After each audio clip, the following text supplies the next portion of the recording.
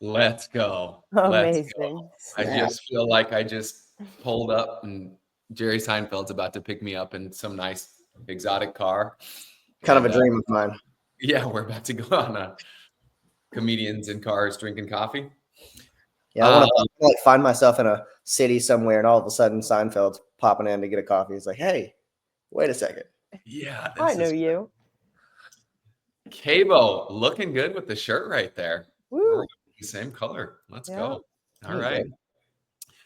I feel like it's been a minute. I guess not. 2 weeks, something like that. A lot of trouble with holidays and changes and stuff like that.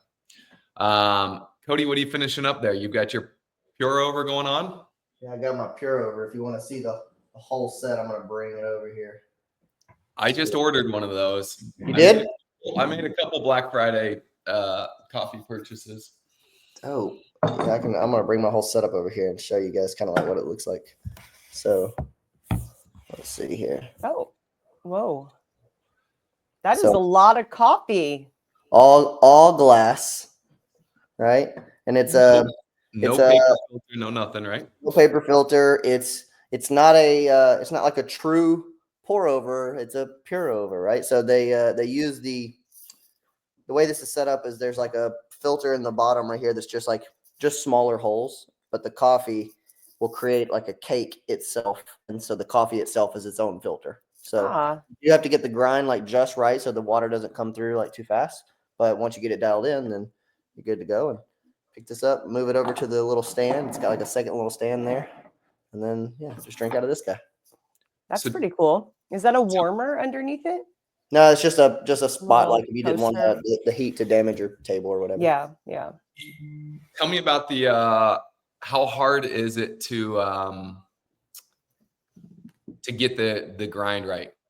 And like you've got to grind, you've got to change it for every bean, correct? I do have to change it for every bean. It is tough. I'll say that. Like it is my favorite way it's my favorite way for me to brew coffee at home, but it is also the most complicated because like, man, even like I use a fellow grinder and even one notch, not a full number, just one notch off, and the water's pouring through too fast, or the water's pooling up and it's not filtering fast enough. So like I've got to really dial it in.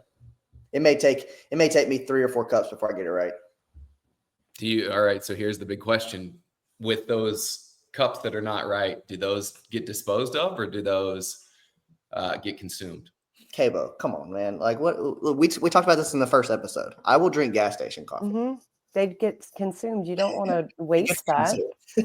Hey, listen, you never know. Would you throw yours away, Todd? No, I don't think so. Unless I was in a situation like Cody was telling us he's in now, where he's got so many bags of coffee that the volume he's not gonna be able to get through, which I'm kind of in a similar situation right now. You do have how many? What do you have up there? I love the fact you got some PERC going on. That's huge. Let's go. I've got PERC. I've got Quills, Airship, Steady State. One of them's called Animator. Yeah, I've got a PERC subscription and I've got a trade subscription that are both happening at the same time. So I got a lot of coffee. Yeah, we've got one of my members at my gym. Some of my friends just started trade and they got PERC for their first order, their first. Oh, that's cool. Which was cool. Speaking of, what's that? There we go. There's the link. They'll take you to. I guess I'm in the perfect spot. You are in the perfect spot. There you go. Perking it up. I love it. Like opposite. I'll just sit. All right, we got it. Good.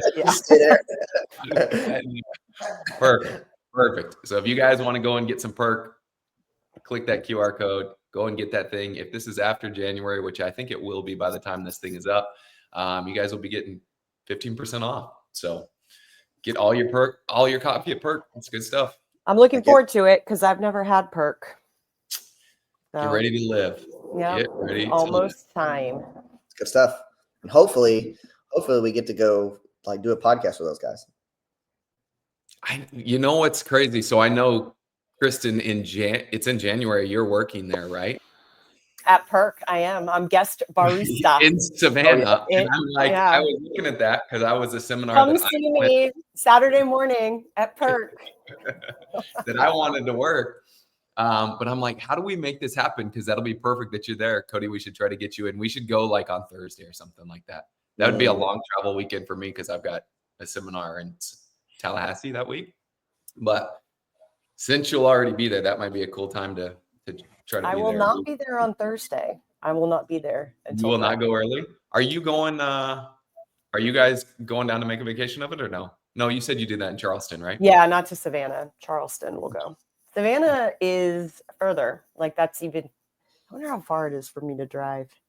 I think it's like an 8-hour drive or something. How long is Charleston? Like 6 to 7. Still long. Then it's closer to 8 because I think it's an hour or so. I'm gonna look it up right now. I will go visit PERC while I am there, though. I will make it a point to do that. That is definitely the best place in town for sure. It's awesome. It's a good, and it's kind of on the way to the gym. It's a perfect way to start your morning. Cody, all right, Charleston and Savannah are almost the same amount of time, actually. From you? It says 6:42 to Charleston and 7:15 to Savannah. So the tough part with Charleston, and the reason I don't like that's hard to get to Charleston is like to get off of the highway, it's almost another hour to get to Charleston. And that's probably why they're so similar. Is like Savannah's significantly farther south, but it's a straight shot. Right off, it's kind of right off the highway, where Charleston, you come off the highway and you get a long way to go. Cable, what are you drinking this morning? I'm drinking. I actually brought my bag up. This is a local to me from Richmond, Virginia. It's called Blanchard's Coffee. Okay. There we go. Black Dog, huh? Yeah, I really like it. Sweet complexity, blueberry, mango. And I've done, and look, all the things I've learned from you guys. So roasted in Richmond, and then on the bottom, it was roasted on November 26th, best by 12/28. So I'm starting to look at the roast date. I picked up a bag, and the roast date was like June or something. And I was like, no. So found this one. And I've actually been to this coffee shop up in Richmond prior to learning all the stuff that I've learned. But it was a cool coffee shop, and I remember the coffee being good. But I have made this both in my Chemex, which I'm getting much better at. And then also right now is Americano. So I'll do it in my espresso machine. That's water. But what was interesting with my Chemex is that my first go at it, it was delicious. And I was like, I did it. I cracked the code. And then I did it the exact same way the following weekend, I think. And it tasted different. It was still good, but it wasn't as good. And I'm wondering, because I did everything the same, but the thing that I'm not really tracking is the temperature of the water. So that I'm thinking makes the difference, right? Do you guys actually stop laughing at me? No, because you're like, I did it the exact same way.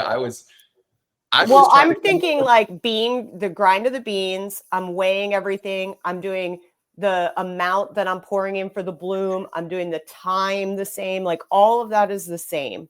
How long, how long I'm taking to do the pour, and then what time I take it out, and then the after water, whatever that's called. And then, the only thing, and I don't even think I realized that I was doing something different until it tasted different. And I'm like, why is this different? And then I thought, I'm doing my water in my kettle, but I'm not, like, I think the first time I was doing other stuff, so it had sat a little longer. And then the second time I kind of used it right away. So it was hotter, maybe, or vice versa. Do you guys temperature, like you guys actually take the temperature of your water?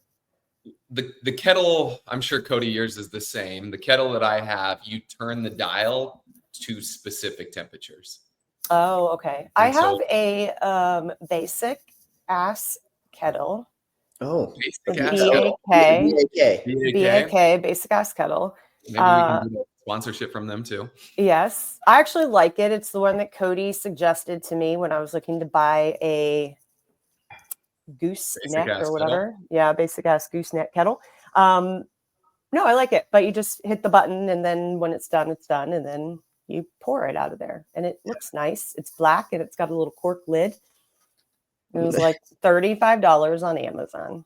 Yeah, that's the thing. Is like the cheaper ones don't have the variable control, right? So you're kind of playing with fire there. No pun intended. But I mean, what you did was you basically baked a cake, but at a different temperature. Got it. You kept all the same things the same. So now you're mad that your cake is dry.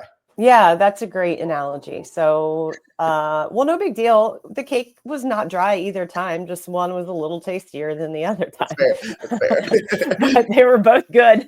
Both cakes were good.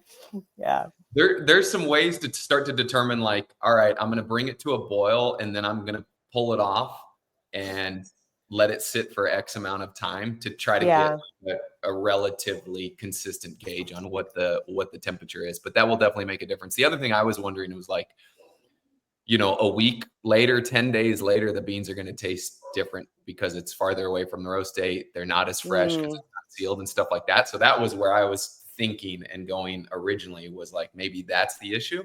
Okay. But I would assume the temperature of the water has a bigger impact than that does at this point. Yeah.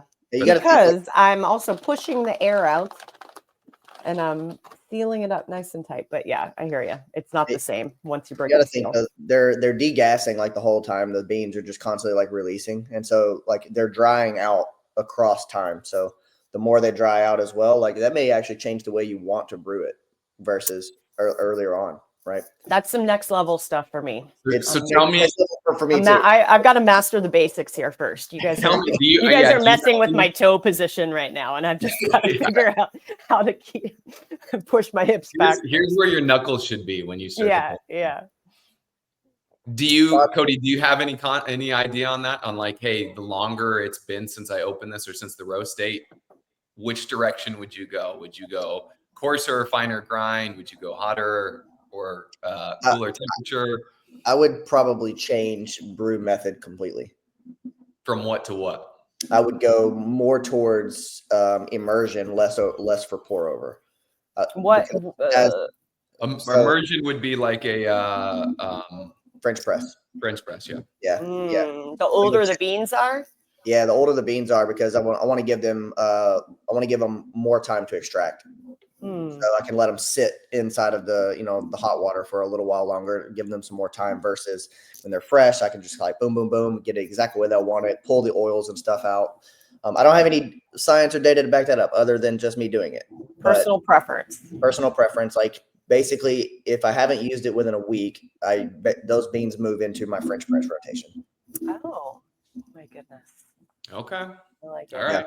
And that's strictly just because I heard somewhere that, hey, within a week, your beans are quote unquote stale. Okay. Right. And so now that's in my head, right? And I'm like, oh, well, these are stale beans, right? They're still beans, they're just stale now, so I'm going to use them as French press. Yeah, that becomes tough. Same thing. Like the longer it sits, that's why it's so hard to have so many different bags. I've currently got the PERC holiday blend. I've got my monthly subscription from Bold Bean, which I got a good Ethiopian. And then I've got my advent calendar. Yeah, I want to talk about your advent calendar. Yeah. So currently what I am drinking today is day 6 of the advent calendar. So we know what date it is, even though we're saying this isn't going to come out till after Christmas. Yeah, but still, let's see. I have my Christmas mug. I'm going to actually do this for you guys. So here's what's been really, really fun with this. So obviously it's 24 different days. We got 24 different coffees that we're going to have, but you get for each day, right? So every day we get oh my gosh, that looks like Austin. It does. When I saw that originally, I saw that too, right? But you can look, and there's guides based on how you're going to make it. It tells you what you've got. Cool. Right? So it's in El Salvador, it's roasted light. And then what's neat is this is today. Yeah, this is today. Okay. It gives you a brew method. And it also gives you a grind size, right? So I'll look at this, and lucky for me, this is the grinder that I've got, and it tells me what grind size to have. Okay, wait, pause. Go back. Yeah. What in the world is that? Target backwards U with a tail on it. I got you. It's those are microns. Okay, and so how do you do that with your brewer? Grind setting 18. Grind setting 18. Okay. This is the one that I have. And so got if it. you Okay. have any of these different, which I think are probably like the most best used or like most popular. Common. Yeah. Most popular high-end ish. I'd say I want to see mine is on there. Is yours? I don't know. You have to. This is probably the lowest grade high-end version of it. What do you have? Do you have the fellow Ode? Oh no, keep going lower. No, that's all there is. There's no. Oh, it's Baritza or fellow. I have an OXO. It works wonderfully. Oh. See, I speak for the people. I represent the people. It's like, hey, if you want to have good coffee and do the whole thing, but you just want like entry level stuff that works, you come see me and I'll tell you what things to get. Okay, keep going. Sorry, Tad. I saw that. I was like, I need to understand what that is. Yeah. Okay. So it's cool. And that's what's neat too, is like every day it's a different bean, obviously. Every day there's a different grind size. And so playing with that and changing that on a different day, and even looking at the different bean sizes like every day. And that was one of the things that I'm interested in and was looking up prior to the call, is like, what dictates the size of the bean? Some of them seem really, really small. Some of them seem medium sized. Some of them seem bigger. Does that dictate what the grind setting should be and all of that kind of stuff? This is kind of, that's cool. This seems to be like Onyx's go-to brewing method and brewing like recommendation. But then when you watch these videos, heavy spiral pour. Yeah. Versus spiral pour. You watch the videos and the video will give you somebody talking about that specific bean and what they did for their recipe. So anyways. That's so cool. Oh yeah, there's your water at 200 degrees. Yes. Fahrenheit. So it tells you the amount of water, the amount of coffee, obviously the grind size, and then there's your pour. And I did get the origami pour over dripper. So that's been fun to play with. That's a new thing that I got during Black Friday. Is that makes it different than the one that she's using, for example? Or is it just like prettier? So if you look at this, actually, let me.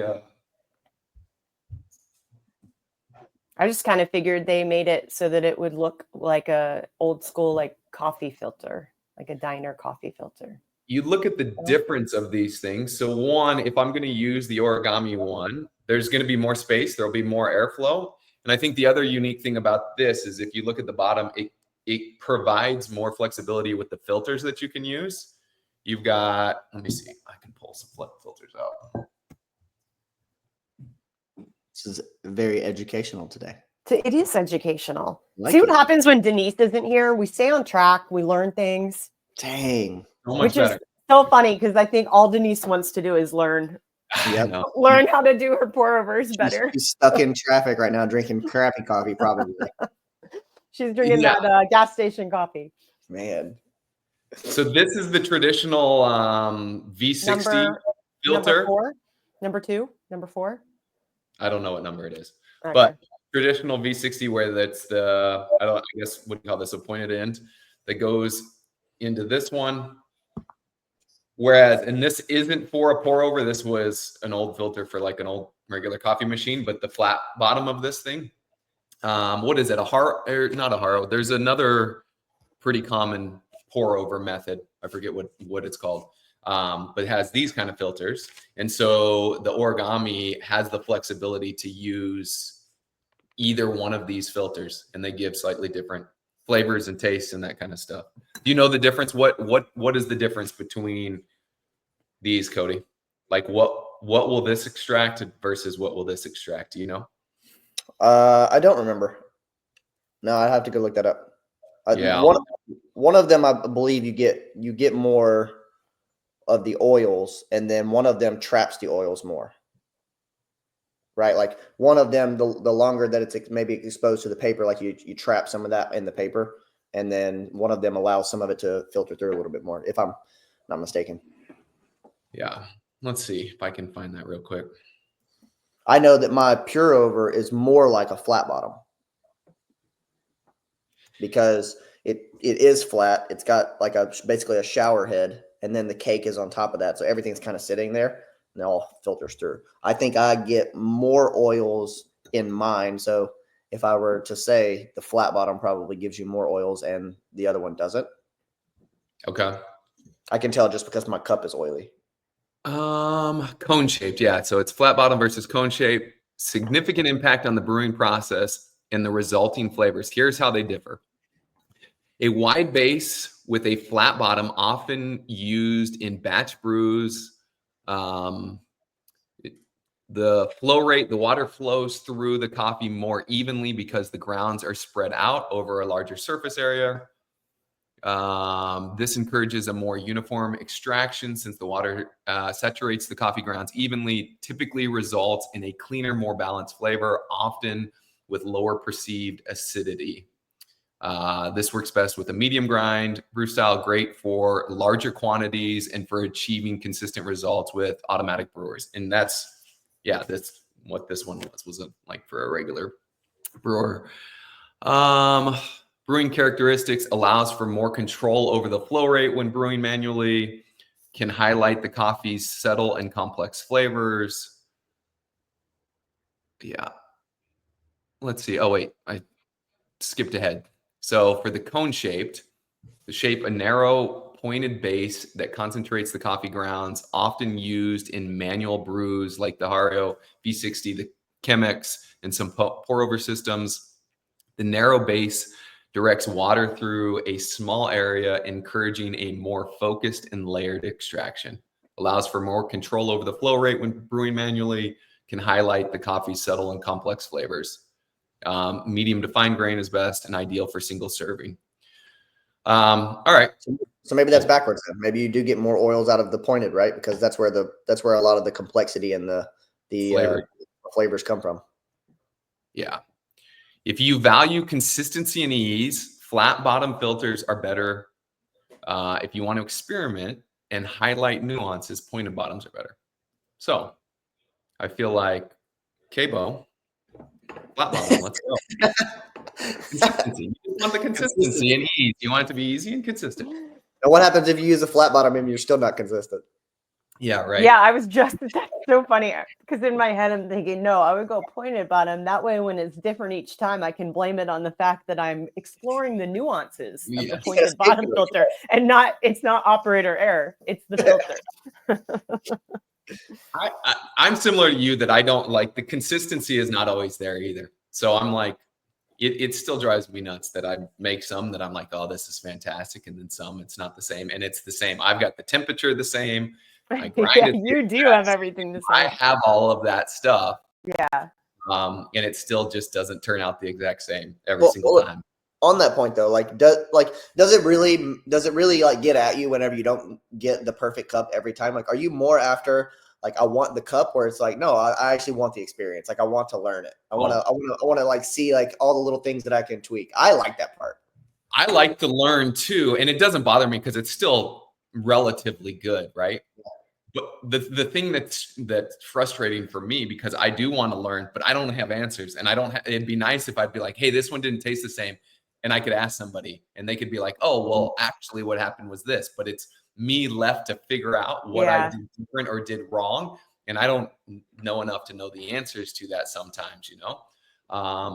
And so that's the part that's frustrating for me. Or if it's like really knowing beans that are really, really good. And I'm like, oh, you have it. It tastes this way. And you're like, I want to taste this for the entirety of this bag. And then you don't. And you're like, oh, dang it. You know? So, but no, the process is what I enjoy as well. Yeah, the aggravating thing for me is whenever I read the bag and I'm like, all right, that's what I'm looking for, and it tastes nothing like that. I was Nothing like that. What did I do? Yes, I've had a handful of those recently. But on a note, right? Like there is no scale for that, right? There's no rubric, there's no parameters when these coffee companies put what it tastes like on their bag. It's completely subjective.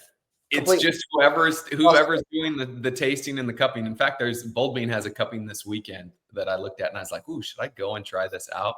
I've done it before with them, so I probably won't. But yeah, it's just I realized that too. I was like, oh, this must be some like very specific thing where it's like, well, these beans are at a farm that have these other fruits, and so they influence the flavor and all of this kind of stuff. And so I was asking about that, and they're like, no, somebody tastes it, and they just tell us. And then they just make they're the person that happens to make the decision. Yes. Yeah. And I wonder like how much genetics plays into that, because there's that weird thing with like cilantro. And I was like, I wonder just how much people's palates are just different. Like, oh, I can really taste strawberry, or I can't taste it at all. Right. Yeah. Yeah, interesting. But that, like you said, like that's a fun part of it, to be able to play around and taste different things and try different things. So, yeah. Okay, I have a question. Yep. What about drinking your coffee with your breakfast? Like, do you guys drink it when you're eating or not? Yeah, because that's another thing I've noticed as I've been starting to kind of experiment with the coffee and the taste and everything. It does not land as good when I'm trying to eat it with my breakfast. And it also depends too, like if I'm having it with the fruit versus if I'm having it with something more savory like eggs or whatever. And it's, I've referred to this a few times, but it's same thing with wine. Wine will taste completely different by itself. And then if you pair it with like a steak or something, all of a sudden, and that can be the opposite. Usually it'll taste better. Yeah. Yeah. But this I found, I'm like, I'm not enjoying coffee with my breakfast anymore. I'm in the same boat. It's like I want to have my coffee before I eat anything. And then I know we've talked about this before, but it's like if I'm going to have a second cup, which is just me being greedy, because I'm like, I want the experience of a second cup. I know it's not going to taste as good or the same. And typically it's like once I finish the first one, it's breakfast time. And so I'll most of the time try to eat first and then have it afterwards, but it changes everything. The second cup never tastes as good. Post meal tastes different, and doesn't taste the same and changes it. But yeah, I try to avoid having them at the same time. And you got to remember too, like we're mostly drinking light roasts, acidic, floral, complex, and those nuances are they're really subtle a lot of times. And so if you have some fruit, which is right in your face, that's going to immediately mess up your whole palate, right? Like all that sugar is going to coat your tongue. And then you're like, I'm trying to taste the subtle, blueberry hint that might be there, but I just had while I'm eating an actual blueberry. Right. While I'm eating an actual blueberry. You're like, oh yeah, it sure tastes. No, you don't. It tastes shoved in your gullet, right? Right. Yeah. On that note, though, like I got this out because this is always a thing for me, right? Every year, about this time of year, I like to enjoy one of these Ghirardelli chocolate peppermint ones. Yeah, peppermint ones with my coffee. It is a treat that I love, right? And I only do it this time of year. That's it. I've got a bag of these, and I'll pull one out, right? And right about the time I get to like the end of my coffee, right? I crack one of these open, and I just have a little. Right? I could get on board with that. I love that. This little sip action, right? Yeah. It's funny that you were asking about having coffee with food. It's like maybe not with my food, but with a little peppermint. With my breakfast chocolate, I usually do. My breakfast chocolate, yeah. That used to be my Starbucks drink, and would be like my treat Starbucks drink, because I'd get one or two, usually one pump of peppermint syrup in the coffee. There you just go. Give it a little peppermint flavor. That would be my holiday Christmas with it. Yeah. What's that? I said you just want a little Christmas. Yeah, just a little Christmas in my mug. Just a little bit. Yeah. Yeah, that's interesting though. I don't have my I will make my coffee with my breakfast, and then it's just sitting there. It's either finishing brewing, or I'm gonna like scarf my breakfast down so that I can make it to the coffee before it gets too cold. Yeah. I found that you just like eating the savory stuff, my eggs, bacon, whatever I'm having, like it 100% messes up. Like I won't even be able to taste the coffee until I'm halfway through with it. If I try to drink it while I'm eating my breakfast, it's just like all those flavors and stuff are just so intense, and the coffee is so subtle and nuanced. Like I want to be able to enjoy that. Now I do think like maybe a lot of people that have coffee with their breakfast, it's probably medium dark or dark roast. It's really bold, right? So it's something that they can almost always taste all the time. So yeah. If you're having your Starbucks or your Folgers or any of that kind of stuff, or your diner coffee. I don't know. Is Starbucks really bold or Folgers? I mean, I picture Folgers. I think Folgers makes extra bold. I don't know. I just always picture Folgers being like watery, but that's probably because that's what they use in the diner coffee. I don't know. Probably so. I'll let you know. I'll go have another cup of Folgers today. I'll let you know. Go back and forth. Folgers is what I drink with my breakfast, and then the other stuff I'll drink prior. Yeah.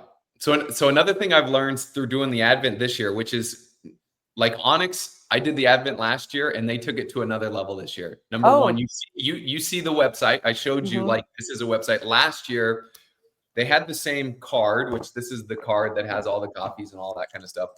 But they would post on Instagram the video of the brew method and somebody talking about it. This year, they have the website and they have all the details where, like you saw, you click to see the grind size. The other thing that they explained, which they mentioned last year, but I didn't get it, which is each bag for each day of the Advent, they give like, I think it's 60 grams of beans. And that's enough for 2 cups. And their recommendation is 25-gram cups. But then so that gives you like an extra 10 grams. And they made mention of something to clean out your grinder. And I didn't get it last year and I didn't do it. But they gave the example and they explained it more this year, where it's like you take your first 5 grams and you put it in the grinder and run it through to clean out any of the old beans. Oh, wow. So you don't get any of the previous stuff. And I was like, that once again, that makes sense. So I'd be curious to know, Cody, do you do that? No. When you start a new bag? No, but I will now. Yeah, that's didn't even cross my mind. Like general maintenance on the grinder crosses my mind. Like, I gotta, take it apart, clean the burrs, like all that stuff, put it back in. Cool. All right. But I didn't think like, if I change bags, let me just run a little bit through.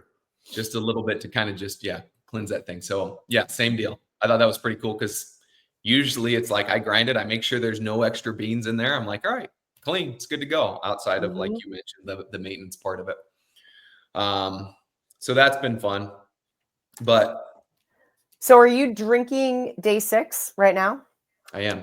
Okay. What and that was the one that you showed us on the video, but you haven't given us your rating. Do you want to give us your rating or do you want to it's an El Salvador Santa Rosa honey. I would say out of the 6 days, this might be, I'd say maybe my second favorite one. It's pretty good. I haven't, as you guys have seen in the text threads, DT and I are both going through the Advent and we're rating on a 1 to 10 scale. And I don't think either one of us have reached an 8 yet. Yeah, so I was going to say, so far, I think you've had a 7 and I think her highest maybe was a 6. I don't think she 6.5, something like that. So I think this is probably close to that range, like a 6.5, something like that. I wonder if I have trouble giving a 10 because I'm always like, what if there's one that's better? It's like, do you feel like you'll know if you're like, oh, this is a freaking 10 right here? Or will it just be a 9? Like, will 9 just be? Could be a 9 or an 8 or a 9. But I still have my notes from my card from last year where there was a few where I was like, oh man, this one's it. This is the one that I really, really like. And usually those are like a Kenyan or an Ethiopian, or the things that are really like floral and fruity. So and it just tastes like as soon as you taste it, you're like, this is the coffee. This is the flavor. This is what I like. This is what I like. Yeah. I can see that. Borderline. Sometimes those really good coffees like that, it's going to be good before it even touches your lips. Like you can smell it. You can smell it. And in fact, so that's from old school. So here's it tastes so good once it hits your lips. Talking about all the different stuff I've got. So I've got Bold Bean subscription. So they send me a bag once a month, and they give you this little write-up and this little card, and it talks about all this stuff, and it's cool because it's like handwritten. But this one's an Ethiopian, and so yesterday I did a second bag, and I was like, man, I just got this. I don't want to just let it sit here as I go through my 24 days of the Advent calendar. So I had it, and as soon as I opened the bag, to your point, Cody, it's like you smell the beans, and I'm like, oh yeah, this is going to be a good one, and it absolutely was. It's been a very good one. So wait, hold on. You had your Advent yesterday. Yeah. And then you opened that bag and had another cup. I had my second cup. And this was also really interesting that this was a second cup and it was still good, because normally my second cup's not as good. But now that you've opened that bag, I'm going to need to continue to have a second cup each day. Yeah. With this. Okay. And I have the second cup of my Advent. So every day I've been taking Rena a bag of like my second cup of beans, right? So I've got people at the gym, and I'll probably only maybe I'll do this through the weekend or something like that. And then I'll probably give it to somebody else at my gym that will drink. And you just bring them whole beans. Oh yeah. I only give it to people that I know are going to appreciate at least. You don't give it to people that are like, oh, thanks. And then they like put it in the backseat of their car. I'm convincing a few people, like I'm trying to turn some people pinky up. What's funny is we went to after going to the gym last week, we went to a coffee shop last week, and there's like a good coffee shop in town that I like, but where were you? In St. Augustine after. Oh, okay. And it's pretty good, but they're like, I don't think they're quite on the level of like the beans aren't what I typically like. And so I'll be talking to my friends that are going and doing this stuff, and I'm like, I'll try something. I'll be like, yeah, it's okay. Or I like this other one better. And so my friends that I've had some decent coffee with are like, oh, we've been getting this specific pour over with these beans. It's really good. And so we went and we had that. And so they're like sitting on the edge. It comes out to me. I go and I start drinking, and they're like, what do you think? And I'm like, eh. And they're so offended. And I'm like, why are you offended? And they're like, oh, so we don't know. And I'm like, stop. Like, who cares? Why are you offended that I don't like? It's their beans. They're not yours. I'm not. Like their personal mission to recommend and suggest a coffee that it's like, we did it. We found one that is worthy of the coffee snob of all coffee snobs. Yeah, it was just so funny to me that they were so hurt by the fact that I didn't like the beans that they potentially liked. And to the point of what we talked about earlier, it was also a day where the place was slammed.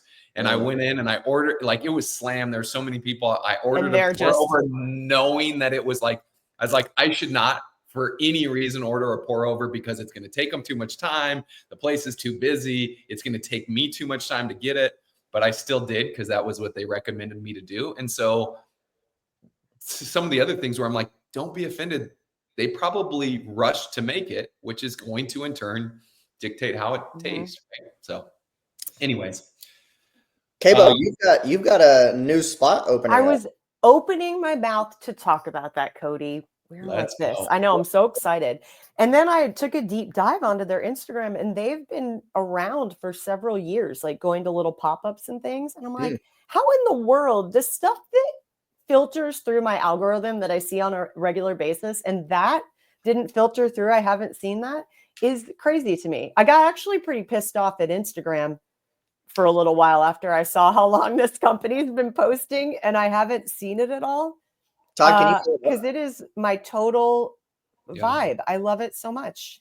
What's it called again? I don't even remember, but it looks so cool. Daybreak Coffee. Daybreak Coffee.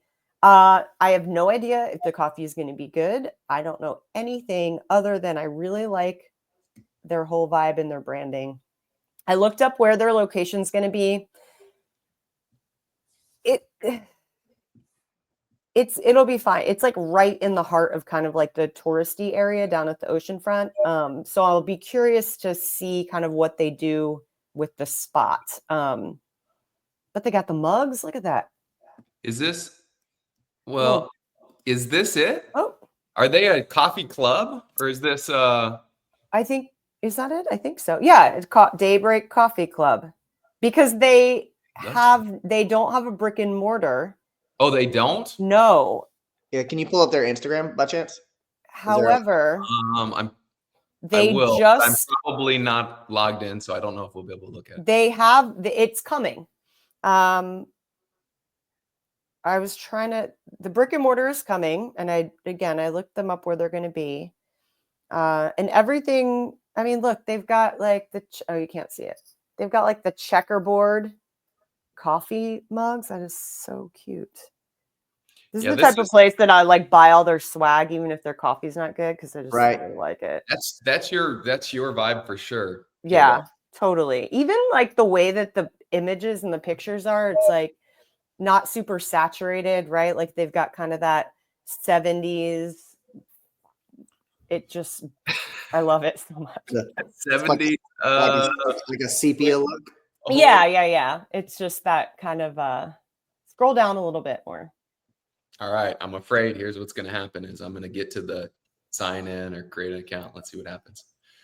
Oh no, that's only going to happen if you click on something. Oh, okay. Like if you click on something, but that's a good sign right there. That's a good sign. The that right there. The origami pour over. Yeah. Yep. It is. That one is not an origami one. Well, it looks like it is. So I don't know. Yeah. So, and they roast their own coffee. It says, freshly roasted in Virginia Beach, I think. I don't know. I'll let you guys know. I have been waiting for a place that I can just go and sit and it's just a cool vibe where I can have a cup of coffee and do work and whatever. That's not 30 minutes from my house for such a long time.